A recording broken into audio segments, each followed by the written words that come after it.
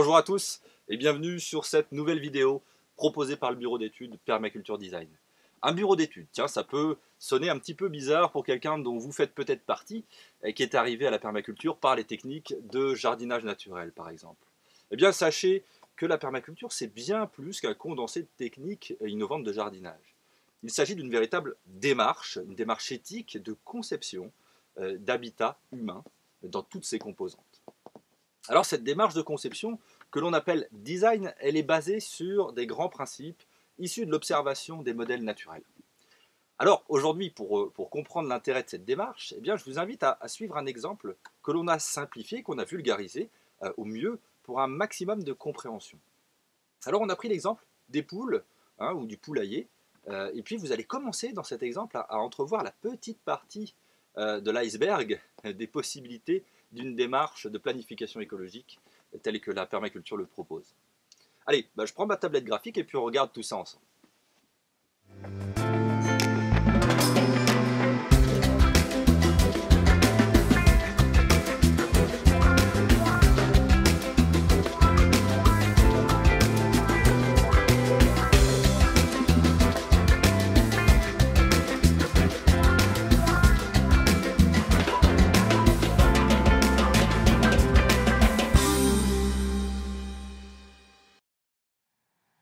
Alors ce qu'on va faire, c'est qu'on va comparer dans cet exercice un élevage de poules en batterie, et puis ensuite on va regarder un petit peu la différence avec la conception permaculturelle de cet élevage de poules.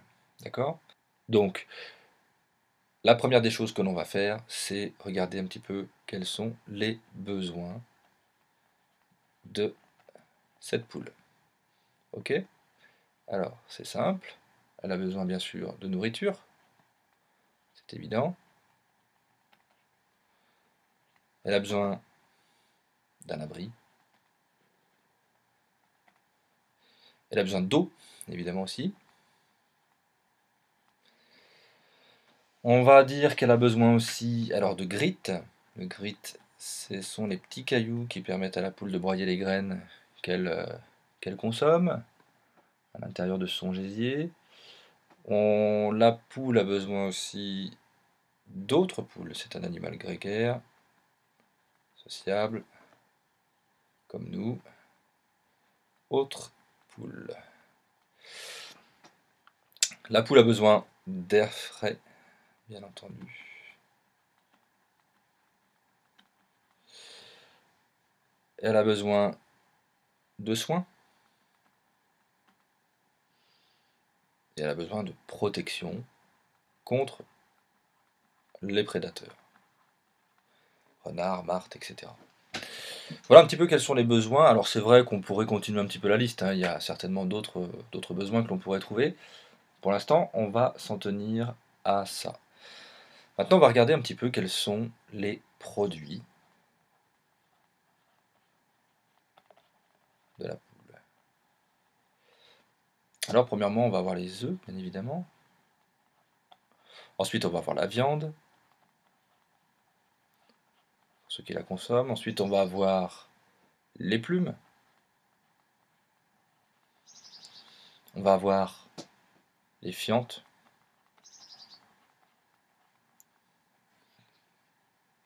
On va trouver aussi du bruit, hein, ça fait partie des productions de la poule, hein, notamment du coq surtout.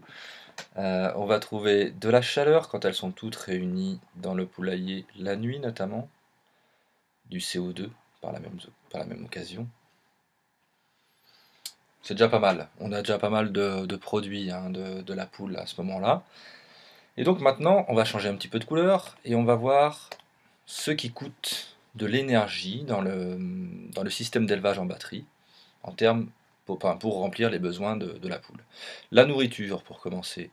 Eh bien, la nourriture, il faut la cultiver, enfin, il faut la produire dans certainement des systèmes d'agriculture conventionnelle extrêmement énergivores. Il faut la transporter jusqu'au lieu où les poules sont élevées, donc c'est extrêmement consommateur d'énergie. L'abri, c'est la même chose, il va falloir le concevoir. Ce sont des abris qui sont assez... alors c'est plus que des abris, hein, puisque ce sont des hangars de production. où on peut tenir des milliers et des milliers de poules dans des conditions horribles. Donc voilà, ça ce sont des choses qui coûtent très cher en énergie aussi. On va avoir aussi de l'eau qui va coûter de l'énergie, hein, puisqu'il faut la pomper, il faut la transporter, encore une fois, l'acheminer jusqu'au lieu d'élevage, etc. Le grit, on se demande vraiment si on en tient compte. Les autres poules, on n'en tient pas spécialement compte, hein, même si elles sont très serrées, elles peuvent quand même sentir la présence des autres, mais plutôt dans un état de frayeur qu'autre chose. L'air frais coûte énormément d'énergie, puisqu'il faut ventiler, avec des énormes ventilateurs, les lieux de production, de manière à ce que l'air puisse circuler. Les soins sont très énergivores dans les systèmes d'élevage traditionnels, puisque c'est des antibiotiques, ce sont des choses comme ça, qui coûtent quand même pas mal en termes d'énergie. Et puis la protection, bon, ça rejoint l'abri, puisqu'ils sont bien sûr protégés des prédateurs dans ces grands hangars. Autre regard, celui de la production. Alors, on est dans le système en batterie. Quelles sont les productions utilisées? On va utiliser les œufs. On va utiliser la viande. Les plumes, même si elles peuvent être valorisées, la plupart du temps sont considérées comme un déchet. Donc on va mettre un petit P comme pollution. Les fientes aussi, on les considère comme une pollution, puisqu'elles vont être la plupart du temps peut-être utilisées, mais concentrées en un point sur des épandages ou même pas du tout utilisées. Enfin voilà, le résultat va être très mauvais. Bon, le bruit, bien sûr qu'il est considéré comme une pollution, ça doit être intenable dans ces élevages, donc il faut certainement s'équiper et puis équiper le bâtiment pour réduire cet effet bruyant. La chaleur, c'est considéré aussi comme une pollution, puisque il va falloir mettre en place tout un système de ventilation pour évacuer cette chaleur et ce CO2 qui sont produits la nuit. Alors vous voyez, quand on fait un petit point là-dessus, on regarde un petit peu qu'on est en présence d'un système où on consomme énormément d'énergie, vous voyez tous ces E, pour finalement n'utiliser que très très très peu des produits d'un animal. Donc on est sur un système complètement déséquilibré. Et finalement, si on simplement, même pas en termes de bien-être animal, mais si on pense juste en termes de rendement énergétique, on est sur quelque chose de catastrophique. Alors, maintenant, on va s'attarder pour regarder un petit peu comment la permaculture peut amener une nouvelle vision à cette façon de produire par le biais de la planification écologique ou par le biais du design. Alors, comment on ferait en permaculture si on installait notre poulailler? Eh bien tout simplement, on va partir d'une petite pâture, voilà, et puis on va commencer par l'abri. Alors, l'abri, c'est très simple, hein. On va le fabriquer avec tous les matériaux de récupération que l'on va trouver à côté de nous. Des palettes, des morceaux de bois divers et variés, de la terre argileuse, des fougères, etc., etc. Tout ce que vous voulez. Bon, il y a énormément de possibilités pour fabriquer un poulailler avec des matériaux de récupération. Donc déjà, qu'est-ce qu'on va faire? Eh ben, si on regarde, on va se rapprocher un petit peu de notre abri, hein, ici, et puis on va diminuer la dépense énergétique énormément. Ensuite, on va regarder un petit peu l'eau. Eh ben, pour l'eau, on va récupérer les eaux de toiture de notre poulailler au plus haut possible. Évidemment, on récupère toujours l'énergie au plus près de sa source, hein. Si vous connaissez la permaculture, ben, c'est une des règles. Et puis, ça va nous permettre d'utiliser la gravité, hein, bien sûr, hein, ce principe de capter l'eau au plus haut de sa source. Et puis, on va pouvoir alimenter un premier bac, un ou plusieurs bacs qui vont nous permettre d'alimenter nos volailles en eau. Alors, ici, même chose, hop, on réduit la dépense énergétique pour l'eau. Maintenant, on va regarder un petit peu, on va s'intéresser aux poules, aux autres poules, et bien il est évident qu'on ne va pas installer une seule poule toute seule dans ce beau poulailler. On va en mettre plusieurs, hein, et elles vont y être très bien. L'air frais, bah écoutez, on est en pleine nature, hein, donc l'air frais, on est dehors, hein, donc il est présent, hein, on est dedans, hein, donc il n'y aura pas de souci à ce niveau-là. Donc si vous voulez l'air frais, eh bien on est encore sur aucune dépense énergétique ici. On va regarder un petit peu la protection maintenant. Alors la protection, eh bien on va la réaliser au départ tout du moins, par une clôture, hein, pour essayer de limiter les impacts des prédateurs sur nos poules. Et donc on va clôturer les choses, le poulailler correctement. Alors, je vais présenter là la clôture en coupe, d'accord? Parce que là je l'ai présenté, si vous voulez, c'est comme si on la regardait de face. Donc regardons maintenant un petit peu le côté nourriture. Comment on va pouvoir diminuer la dépense énergétique au niveau de la nourriture? Et bien on va tout simplement designer un modèle, un système fourrager pour nos petites poupoules qui va reposer sur la plantation d'arbres fruitiers dans le poulailler. Qu'est-ce qui va se passer par ce biais? Eh ben, on va avoir des fruits qui vont pousser, et puis ceux qui vont tomber qu'on ne récoltera pas éventuellement, ou même tous les fruits, hein, s'ils sont exclusivement dédiés au poulailler, eh bien tous ces fruits qui vont tomber vont permettre de nourrir nos charmantes volailles. Autre possibilité, évidemment, cultiver le long des clôtures des plantes vivaces, des plantes à graines, qui vont permettre de fournir aussi de la nourriture aux poules et au plus près de celles-ci. Alors ça peut être à l'intérieur du poulailler, ça peut être contre les clôtures, on peut faire pousser énormément de végétaux tout auprès du poulailler et à l'intérieur pour permettre de diminuer quand même de très grandes quantités la consommation énergétique pour la nourriture. Alors il y a un autre point qui nous permet quasiment de définitivement supprimer toute dépense énergétique pour la nourriture. Là c'est le positionnement du poulailler. Quand on regarde notre poulailler vu de haut, hein, je suis vu de haut là, donc j'ai mon poulailler qui est ici, hein, d'accord? Et bien tout simplement en l'aménageant dans l'espace, on va pouvoir réaliser des systèmes très intéressants, vous allez voir. Le premier, c'est un système de clôture qui va nous permettre de faire pâturer les poules dans différentes zones, d'accord, par un petit système de portail, hein. On aura des portails un petit peu partout ici, y compris ici. Okay, et puis là, ce qu'on va faire, c'est qu'on va signifier la maison quand même, hein, la maison d'habitation, parce qu'il y a quand même un gros échange de nourriture entre la maison d'habitation et le poulailler, hein, puisque tous les déchets de cuisine vont y aller évidemment. Alors, dans une notion de zonage, hein, que vous verrez plus tard, c'est-à-dire que on met en permaculture toujours les éléments qui demandent le plus de visites au plus près du centre d'activité, c'est-à-dire de la maison. Eh bien, on mettra le poulailler qui demande énormément de visites, hein, presque 2 par jour. On le mettra relativement près de la maison, pas trop près non plus pour tenir compte du facteur limitant bruit, hein, mais on le mettra relativement près quand même pour économiser de l'énergie en déplacement. Alors, qu'est-ce qu'on va faire? Eh bien, on va envoyer nos poules peut-être, hein, dans une zone où on a fait des céréales par exemple, où elles vont pouvoir faire du glanage de grains tombés qu'on n'a pas réussi à récolter. On va l'envoyer dans le potager. Et puis, on va pouvoir l'envoyer aussi dans une zone forestière par exemple, hein, ou une forêt comestible pour ceux qui connaissent, où là elles vont pouvoir aussi glaner énormément de nourriture, et puis se nourrir en plus par leurs propres moyens, c'est-à-dire en grattant, en fouillant, en cherchant les vers, etc.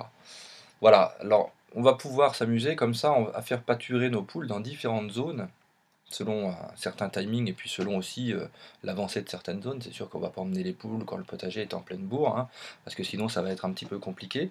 Elles vont se diriger droit sur les salades, hein. Mais par contre, en jaugeant bien le timing, on va pouvoir les déplacer et puis combler finalement cette dépense énergétique, hein, qui est utilisée dans les autres systèmes de production. Alors voilà un petit exemple. Alors ce qui est très intéressant, hein, par exemple, imaginons entre cette parcelle de céréales et le potager, c'est que une fois les céréales récoltées, on va pouvoir envoyer les poules pâturer assez longtemps dans cette zone. Elles vont la désherber entièrement en la grattant, elles vont la fertiliser par le biais de leur fiente, d'accord? Et puis qu'est-ce qu'on va pouvoir faire après? On va pouvoir envoyer notre zone potagère dedans, ok? Et puis nos poules iront dans une autre zone, comme la potagère ici, hein, l'ancienne zone potagère.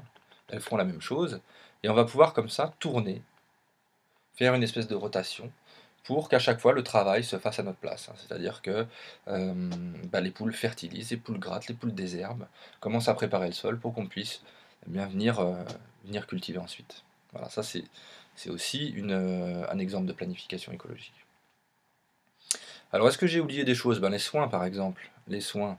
À partir du moment où vous êtes, où les poules trouvent des conditions de vie qui sont relativement confortables, comme celles que je viens de vous présenter, je peux vous dire que vos poules, si vous avez choisi des espèces relativement rustiques, elles vont avoir très peu besoin de soins. Elles vont pas tomber malades ou quasiment pas. Enfin, moi, à la Goursaline, chez nous et chez nos amis, on a quasiment jamais de poules malades, quoi. C'est très rare.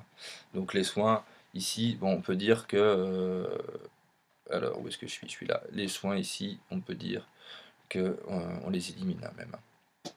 Et puis la protection, eh bien, on l'a gérée par le biais de notre clôture, et puis rien ne nous empêche d'installer sur notre clôture des arbres piquants, hein, de l'aubépine, de l'argousier, des choses comme ça, pour créer une haie défensive petit à petit qui soit un peu plus performante, quoi. Voilà. Donc vous voyez que dans notre système de planification écologique, on a commencé à fortement, hein, fortement, très fortement réduire la consommation énergétique.